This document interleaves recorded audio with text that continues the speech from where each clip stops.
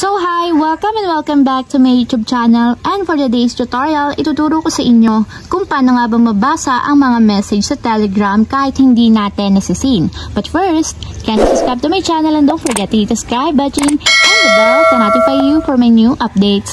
And if you want to learn more, just keep on watching and let's start. So ayan, for today's video, gagamit muna tayo ng Google Play Store.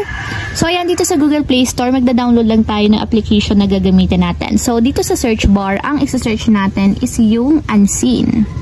So itong application na ito yung gagamitin natin para ma-view natin yung mga unread or unseen messages. So ayan, ganito yung itsura ng logo, kulay blue siya and nakalagay is Unseen no last seen. So install muna natin siya sa ating mobile phone and wait natin hanggang sa matapos ma-install.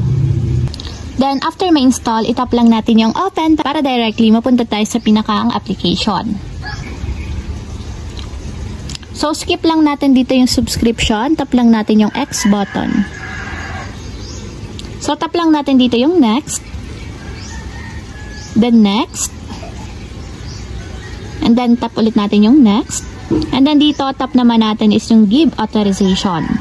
So, ayan dito, mapupunta tayo sa notification access. So, hanapin nyo lang ulit yung unseen, then itap.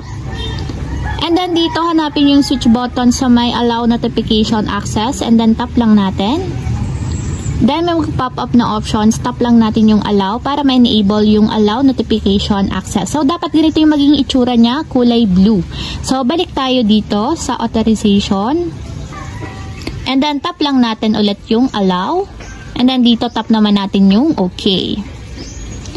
So ayan, ganito yung itsura ng pinakang application ng Unseen. So kung makikita nyo, wala pa tayong nare-receive na mga message or chat since nga yung mga existing or incoming messages pa lang yung papasok dito sa Unseen.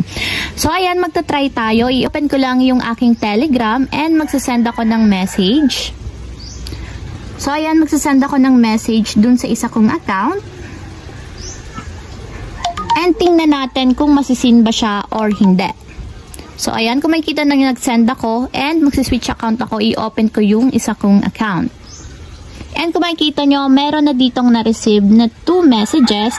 And kapag ganito yung itsura niya, ibig sabihin, unread pa yan or hindi pa natin na-open yung chat. So, para mabasa natin yan kahit hindi natin na-open yung message, buksan natin yung Unseen. So, ayan, pagka-open ng application, kung makikita nyo, meron ako ditong na-receive na isang message galing sa ating Telegram. So, i-open ko lang. And kung makikita nyo, ito yung chinat ko kanina na hello and hi. So, i-check natin kung nasin ba siya dito kahit ibinuyo natin dun sa ating Unseen app.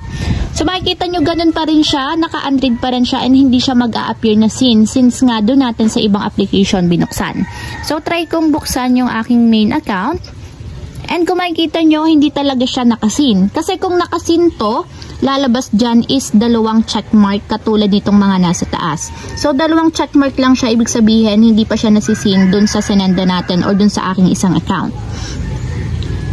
So, ayun lang guys, ganoon lang kasimple kung paano nga ba mabasa ang mga message sa Telegram kahit hindi natin sinisin yung mga sinend sa atin na chat. If you have a question, click comment down below and don't forget to hit the subscribe button and the bell to notify you for my new updates. And thank you for watching! Living life, every day, late at night, not okay.